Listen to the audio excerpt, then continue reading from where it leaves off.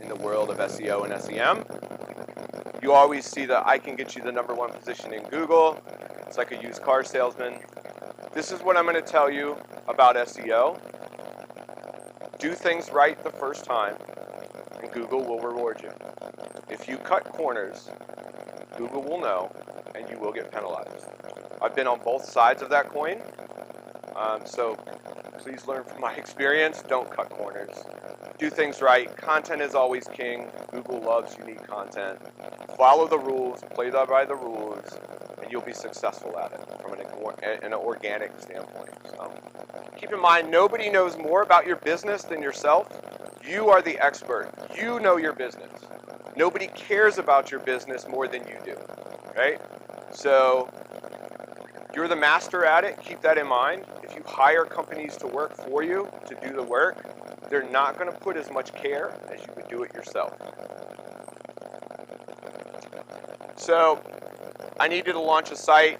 I used a tool called BoGreat. It's something relatively new. It's a plugin suite for WordPress. It allows you to choose a theme, set your base category. So if you have, say you have a real estate site, it launches a theme very quickly. It has content in it. This is a quick way for me to get a website up and running for somebody. Now, if you're a designer developer, why would you ever want to do that? It's a fair question, right? Well, how many of us developers and designers have customers come to us and say, I want a website, can you do it for $200? That's crazy, right? How can you make any money on that? Well, if there's something that automates the process and you can help them along the way, because you want to build that relationship. Business is all about relationships. I love that fact. I love building business relationships. I love it to be symbiotic. So if you can help a customer launch a website for maybe less than, if you can help them grow their business, when they need that $10,000 website that's beautiful and automated and does all kinds of fantastic things for them, it comes full circle and comes back to you. Sorry about that. I'm getting support messages during the presentation.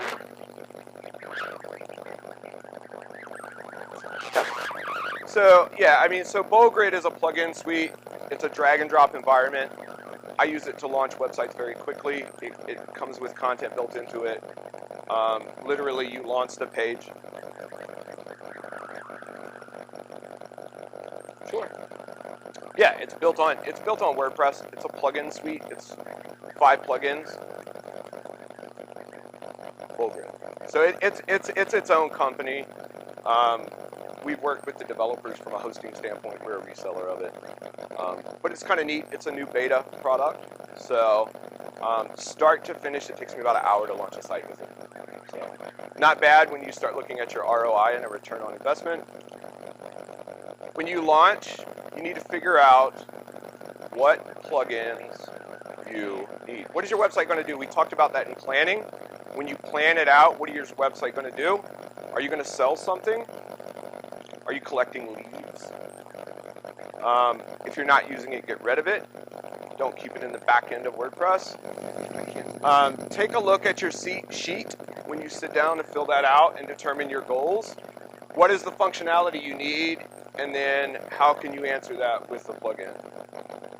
Ninja Forms, it's a contact form. I use it because it's built into BoGreat, so it's easy to launch. Something that I love about it is file upload. If I need a file from a customer, I can have that uploaded through the website. So there's a lot more functionality built into it, but it's really easy to use and it integrates well. Email marketing. I love MailChimp. I'm in love with email marketing. Well, why? Because it's cheap. It's an easy way of assertive marketing, right? So you're going out to the fans, the visitors of your business, of your website. So use it to your advantage. You look like you have something to say. Sure. Yeah. There's tons of stuff. There's Constant Contact. There's MailChimp. For my e-commerce solution, I use a company called ListTrap because I send like 1.5 million emails a month. My list is over 200,000 people on the list right now. So I needed a bigger provider. So it's all about what grows with your business. I say use MailChimp because they have a free account, 2,000 subscribers, 12,000 emails, that's 6 emails per month, absolutely free. When you're starting, free is a great thing. Let that infrastructure grow with your business, right? So when you're starting out, if you can get it for free, as your email list grows and you build on that, then so you what? You pay later on down the road. You spend 15, 20, 25 bucks. It's all about ROI and knowing your business and knowing what your return on investment is. So MailChimp, I usually like to break it down like this. If I have 1,000 subscribers on my list and I send 1 email per week, I send out 4,000 emails per month. Let's say I have an open rate of 10%, right? So I send out these emails and only 10% of the people click on it and open it up. That's 400 opens. Out of those 400 emails read, let's say I convert at 2%. Now, these numbers are really, really low when you start looking at email marketing, but this is something I want you to realize. At a 2% conversion rate, you make 8 sales. Let's say your average sale from an e-commerce standpoint is 20 bucks. It's $160 you made to put together 4 emails. And then they have templates and themes, so it makes it really easy to swap content out. 4 emails, 160 bucks worth of revenue. That's not bad. But that's how you start thinking about it. You start thinking about your goals and analytics and saying, okay, if I have 500 emails that I'm sending out, what's my conversion rate on? Is that profitable? So can spam, how many of you know what can spam is? If you're going to do email marketing, familiarize yourself with it. It's important. You don't want to break the law. It's a law, okay? It's a spam law. There's laws preventing you from spamming people. Some of these things that can spam, most of it is answered within MailChimp or Aweber or Constant Contact. They build it in, so you don't have to think about it. So be careful if you're tinkering with templates and you're like, oh, why do I need this opt out and delete it? Well, then you're in violation of the law. Some of the law says you must have an unsubscribed link. It must be present in the email you send. You must honor that unsubscribe link within 10 days. Most of the time, if you're using a service, it's immediate. As soon as they click unsubscribe, it takes them off the list or puts them on a blacklist. It's called a suppression list. You must use accurate from fields. So in the email, you can't say it comes from, you can't send it from me, you can't send it from the president. It has to be accurate, otherwise you're in violation. Your physical address must be present in the email as well. That's important. You don't think about that. I wouldn't think, oh, let me put the business address. You have to do it. Even if it's a P.O. box. P.O. boxes are fine. This is a big one, and I see this a lot. You cannot harvest addresses. They have to opt in. You cannot buy an email list. If you buy an email list, it's considered spam. They have to want to get your email. It's not hard, I promise you. Yes. Sure. They're not in violation. They can sell you whatever. You're in violation if you use that list. So think of it that way. It's your responsibility to not spam people. You can buy the list. It's how you use that list that becomes whether it's legitimate or not. But so this is the thing with, what's up?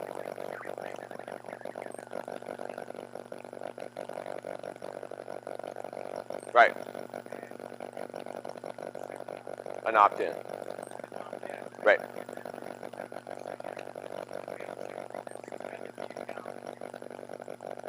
Right. So it's a dangerous game to play, you know. So for me, I've learned my lessons in the business. I keep things on the up and up. The best way I've ever grown a list is using a modal window. Some people hate it. Who hates a pop-up? You know, you go to a website and it pops up. However, if you do it right, you create an offer that's valuable to them, you will get the information you need. So for me, I had an e-commerce business. It was a large business. I put a 15% coupon in there. If you opted in to my newsletter, I'd give you 15% off your order. Well, when the average order is $200, 15% is $30. Everybody puts in their email address. I grew the list from 500 to 8,000 the first year. The second year I grew from 8,000 to 85,000 doing that. So it's a little more assertive marketing, you know, because you're presenting it to them. What's up? Yes. So yeah, it's actually good practice. I do it with the e-commerce business. So what double opt-in, what he's talking about is, so they opt in on the website, right? So they say, oh, I joined your email list. You then send them another email that they have to confirm that they're doing that. That's generally the best practice to do.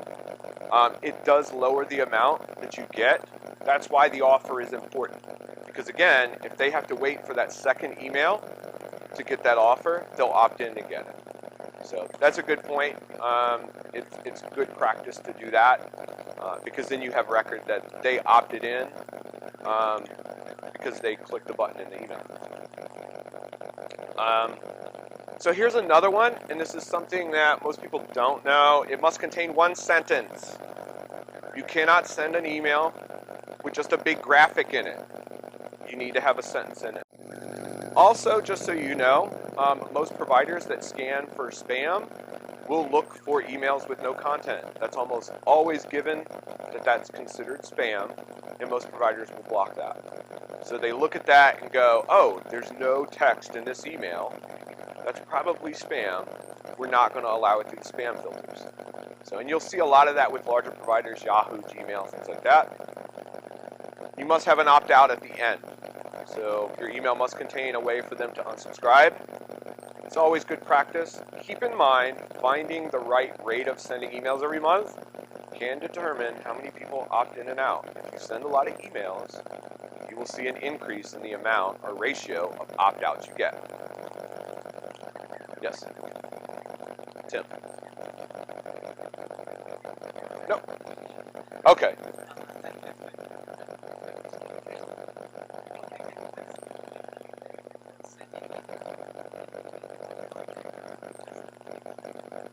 So a lot of times it's a link, right? So you'll get an email that says, hey, this great offer, and it's just a graphic. There's no text. There's text on the graphic, but there's no text in the actual email. So that's how they're like, okay, it's really spam because it's one giant link in the email. That's not for real. So it's usually like that. I mean, it's not good. Make sure you have content in the email, you know, and it's not hard to do. It can be meta content. Just one sentence, and then that way you're legitimate. So let's talk about plugins again. EDD, Easy Digital Downloads. It's a cool plugin. This is great. If you look at your business model and you have something digital to sell, that's pretty amazing because then you don't have the logistics of shipping. Coming from the world of e-commerce, one of the biggest pain points for me is dealing with shipping and determining how to set shipping tables to the same packages. Dramatically different from, shipping one state away to shipping across the country. EDD, if you have something to sell that's downloadable, really easy to set up, really easy to get started, developed by some amazing people, and really a great plugin all around. So this here was something cool. It's a sample free product. It's something to think about, right? So if you have information that you can get people to register for your newsletter and give them a free PDF of something they want, this is a great way to do it. You can use Easy Digital Downloads to say, hey, register for an account. In there you put an opt-in box, check for your newsletter. I'm going to tell you if you do that, I'm going to suggest checking the box by default. This was a big lesson we learned at InMotion. We launched a support center. It's cool. I've got 12,000 articles telling me how to do all kinds of crazy stuff, and that's great. So I said, well, why can't we have a newsletter about that information? When we launched the newsletter, we left the box unchecked. I ran it for a month. It converted at 23%. 23% of the people that signed up decided to opt into the newsletter. The next month, I said, you know what? Check the box by default. Let's see what happens. 55% conversion rate. 55% of the people that signed up for the support center decided that they would opt into the newsletter. Do I think that was a conscious decision? No. I think it speaks to people just kind of going with whatever's there. Take that to your advantage. It's an easy way to do it. Something simple like setting the default checkbox. But if you can give away something and then gain like a lead out of it for a newsletter sign up that then you can put your brand back into their mind later, that's a perfect example. Yes?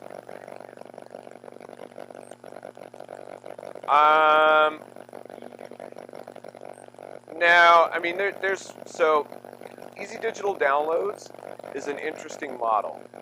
Plugins free up front. You pay for add-ons to work with it. And that's kind of the latest, greatest thing with plugins.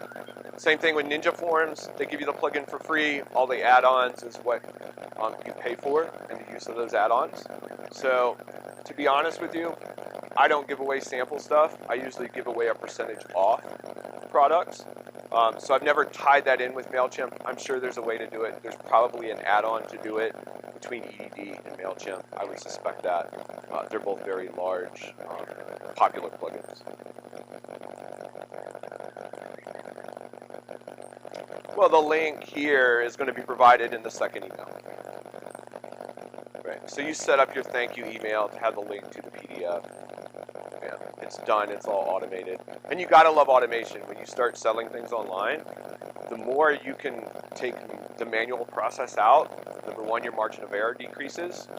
Number two, you can then spend more time on your business and not worrying about the logistics of. E-commerce, I didn't put a slide in here. Use WooCommerce. It integrates well with WordPress. So it works well. It handles everything from small to large products, complex products, simple products, all that good stuff. I'm not going to get into the specifics. E-commerce, I'm going to tell you, is not for the faint of heart. If you want to sell products online, it takes time and effort and trial and error. It will test your nerves. It tested mine. Shipping alone in different box sizes. When I say shipping, most people don't understand that UPS uses something called dim weights. All right, so dim weights is a dimensional weight. It takes the weight of the box and your box size into account. So a big box of feathers and a brick, the big box of feathers costs more to ship because it takes up more space on the airplane. You have to account for these things. Margins can be slim. You start losing money on shipping. It's a nightmare for the business. Think about it before. That's why I said planning is so important. E-commerce is a lot of fun. I love it, but it's not for the faint. Yes?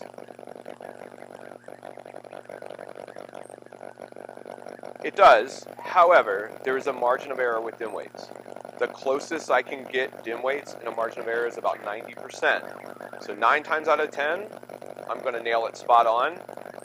There's about a 10% chance that I don't get it right. So I have to calculate that margin of error into my shipping costs enough to cover it. So that's kind of how you do it. You go, okay, if I can hit it 90% of the time and balance that out, it works out well. Nonprofits. I love nonprofits. I do nonprofit work. I do a lot of nonprofit work. I love the nonprofit that I work for. We take donations online. There's a great plugin called Give. If you work with the nonprofit sector or you take donations, I do recommend Give. It takes about 5 minutes to set up with a PayPal standard account. You can literally be taking donations in about 5 minutes. So who knows what PCI compliance is? Yay, not fun, huh? It's not. The cool thing with Give is, out of the box, since you use PayPal Standard, the transaction happens on PayPal's website, so you don't have to worry about being PCI compliant, which, if you've ever had to go through, it's not fun. Most hosting companies will work with you to get you there, but it is a process. So anything to help you eliminate that is a great thing. That's the cool thing. The transaction, it takes you to the PayPal page. The transaction happens on the page. Then it goes back to a thank you page, so you don't have to worry about it. Give is another product that does the free up front. You pay for add-ons. So when you want to integrate it with other products, you pay for those add-ons, and that's how their revenue model is built. However, I can tell you this: the guys with Give have amazing support.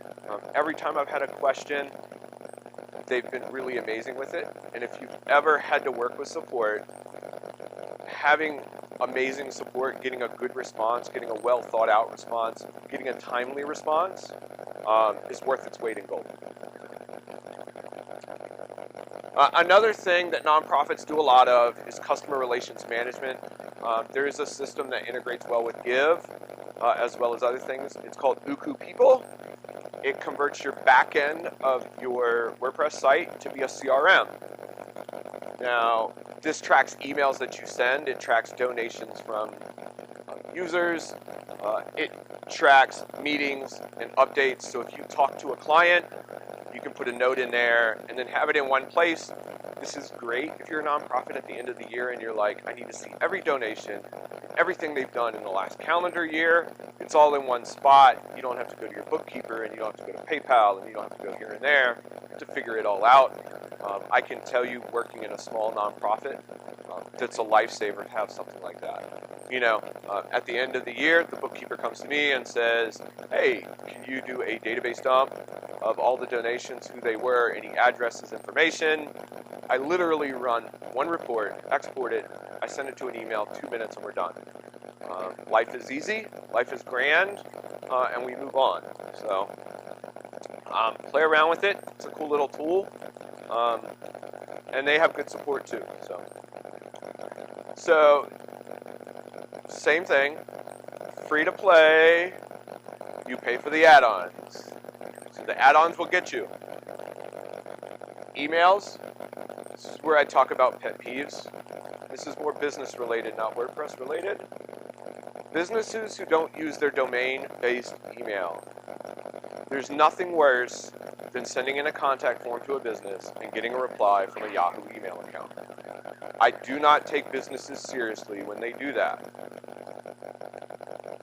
If you have a domain, and we all know you do because you're in here and you're using WordPress and you want to have a website, set up your email. That doesn't mean that you can't use your Gmail as an email client and still have your email in your Gmail inbox, but send the email from your domain.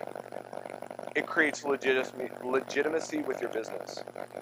Not replying completely. This is something that I got very tactful at in support. I send an email to somebody and I get a half a response. They answer one of my questions and forget the other. Remember, this is your business. Be comprehensive. I'm the OCD guy that goes through line by line and go, oh, here's a question. I need to answer that. Oh, here's the next question. I need to answer that, and go through it systematically. That's what I teach my support guys to do as well. Is go through every correspondence systematically to make sure you're giving a comprehensive reply, and then not responding quickly. Again, that's just good business practice. Remember, this is a prospective client. This is a prospective customer. This is somebody that's reached out to you because at some level they're interested in your business. Treat it like a lead. Treat it like this is an opportunity. Answer the email. For me, it's usually 24 hours. I want to get back to somebody and reply. I think that's usually the general best practice in business. Google Analytics. Make sure you install Google Analytics. It's very important because this is how you're going to learn how to evaluate your website. This is the trick, though.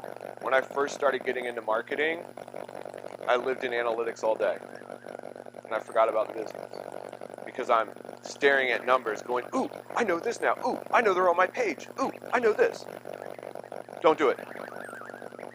It's a pitfall. It's a trap because then you're staring at the numbers and not focusing on your business. Also, you know, if you look at it daily, which I don't recommend, I look at analytics for InMotion hosting once a week. I have one report set up. I look at it for 10 minutes. I do not make adjustments on 1 week's worth of analytics. In 1 week, your data set is not large enough to determine whether it's a good or bad choice to make a change. So what I do is I let it run. If I have 2 or 3 weeks, then I start looking at it. Hey, can we determine why? Start asking why. And then I start planning a change. You have to think business is seasonal. It's not, rarely is it weekly. It's usually not monthly. I know the business well enough now, and I have enough historical data to say, okay, I don't have to worry about this. Don't spend a lot of time in analytics. Send up a report, send it to yourself once a week. Read the report. Keep it in your mind. If you start seeing a trend, then you start to be concerned. A lot of people in business tend to see something scary. So I can tell you for InMotion hosting, I have seen traffic drop 30% in 1 week. Most people start to freak. Oh my God, my traffic's down 30%. I need to change something. I don't. I let it be. Because usually within the next week, you'll see it course correct. Google does it all the time. They send you some sample traffic. They test it out. They course correct. So don't be alarmed. If you start seeing a downward trend, over the course of 3 to 5 weeks, then you start being a little worried. Start looking at where your traffic's coming from. Is it organic? Is it direct traffic? Were you getting a referral traffic and you lost that refer? Search Console. How many of you use Webmaster Tools? All of you should be. So Webmaster Tools has been rebranded by Google as Search Console. I love it. It's one of my favorite analytics to look at because I can look at organic data, right? Organic is, it's kind of like, it's the dessert of the business, It's something that's gifted to you. And there's some things you can do, but I love to look at these metrics: impressions, clicks, click-through rate, and position. I track that data. I don't make changes on it very often unless I see a trend.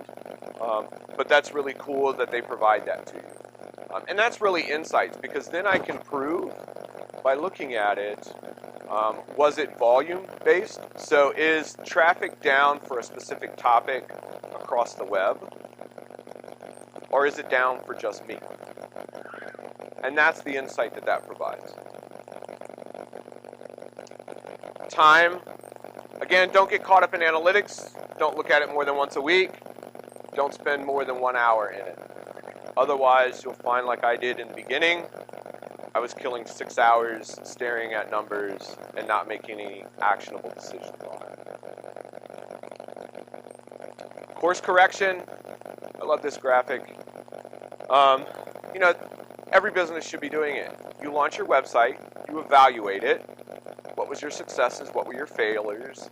And then how can you adjust that and make changes to get better at what you're doing? Is that a conversion rate? Maybe. What's a conversion for you? That's something to think during that phase. A conversion can mean lots of things. It doesn't have to mean a sale. It can mean having a visitor on your site for a certain amount of time. It can mean having a visitor visit more than one page. It can mean just a visitor. Visitors is something that I track. So just visiting the site is important to me. How long you stay on the site is important to me. Where you go when you leave that. Are you going to my YouTube channel? Things like that. During the adjustment phase, smart people ask questions. That I put that in there. That's kind of an ode to my oldest daughter. She's 12. That's that weird middle school phase where you don't want to be the person asking questions in school. I tell her every day, smart people ask questions. Don't be scared to ask questions. Smart person asks a question, they're only dumb for 5 minutes because they get the answer. The person that doesn't ask the question is dumb forever because they didn't ask the question. So be that guy, ask a friend, ask questions. There's always smarter people that know this, I'm resourceful. I don't have all the answers. If I can help you out, ask me a question. I'll try to help you out. Almost everybody in this facility has the same mentality. If they can help you out, they will. That's pretty cool. Not a lot of places you can get that. I don't know of too many communities like that. So resources, obviously the WordPress forums. A lot of us speakers, a lot of the organizers, we hang out in the forums, we answer questions. My guys on my customer community team go in there as well and answer questions because we like to help people. WordCamps, I mean, obviously y'all are here. It's a pretty neat conference when you think about it for the price, to learn something. The happiness bar, there are times where I go sit at the happiness bar and just work on people's WordPress sites. Again, nowhere else could you probably find that amount of support for a product. Friends, I have friends, if I don't know an answer, it's not uncommon that I turn to the guy next to me and go, hey, do you know this? All of us have our little niche things that we like to do. Like, I love e-commerce, so I understand that really well. So I will sit and talk e-commerce with somebody for a very long time, and the ins and outs of it. Your web host, it's another great resource. You want to lean on them when you need something. If you have a question about your hosting account, if you have a question about how WordPress interacts with your hosting account, you should be able to lean on them and get the answers that you need. Remember, their success is rooted in your success. You know, I mean, that sounds kind of crazy, but if your business doesn't move forward, you don't need hosting. That's not a customer. So your success helps their success. It's a symbiotic relationship. If you ever have any questions, obviously you can reach out to me. Again, you can hit me up on Twitter. You can find me on the InMotion website. We have a support center. You can ask a question there. Either me or one of the guys will answer it. I don't care if you're a customer or not. I like helping people. You know, at the end of the day, it makes me feel warm and fuzzy.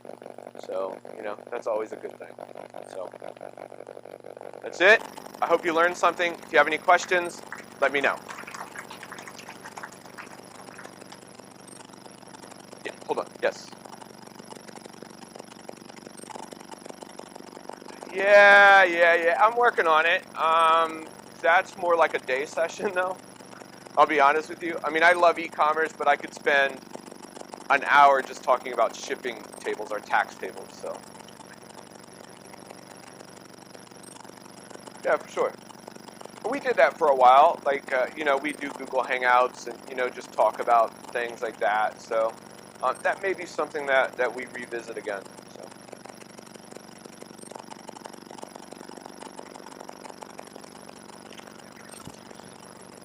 Here's a little secret. So in that beta plugin for BoGreat,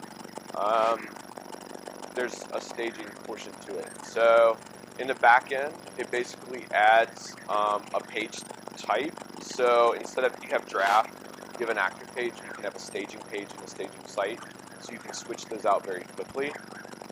And it's a separate plugin with the BoGreat suite that allows you to stage things.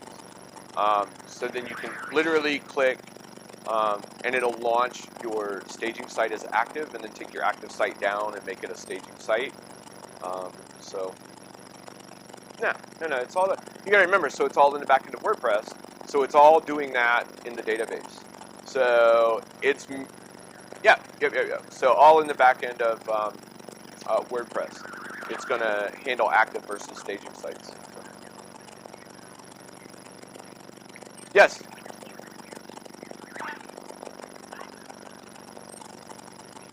Okay. Yes.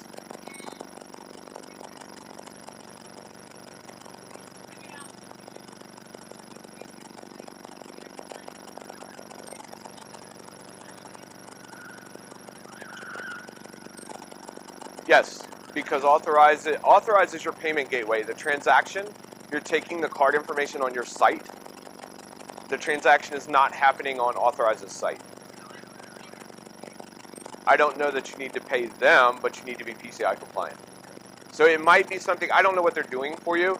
PCI compliant is usually server-side stuff. It's usually us writing rebuttals to why you're using PHP 5.3 versus PHP 5.5, why we've patched or backported the software, how we've fixed security issues with certain things, why certain ports are open. So a lot of times I have to write silly rebuttals like, we have port 80 open because we want the customer to have a website, website HTTP traffic is served over port 80. PCI compliance will fail it because you have an open port of port 80. However, you need it. So you have to say, I need it because I want a website. So that's a lot of what PCI compliance is. It's just answering those questions so they understand why you're doing things. So they know that it's secure. So whether that company or not is doing it for you, I don't know. But you need to go to SiteGround and say, I need to make sure that I'm PCI compliant. I can tell you PCI compliance is crazy because you cannot have more than one site on the account to be PCI compliant. So if you have multiple sites, or like shared hosting, a lot of times that will fail PCI compliance because there is more than one website on that box. So, yes. I could just give it to you. So I can tell you my email is tims@inmotionhosting.com.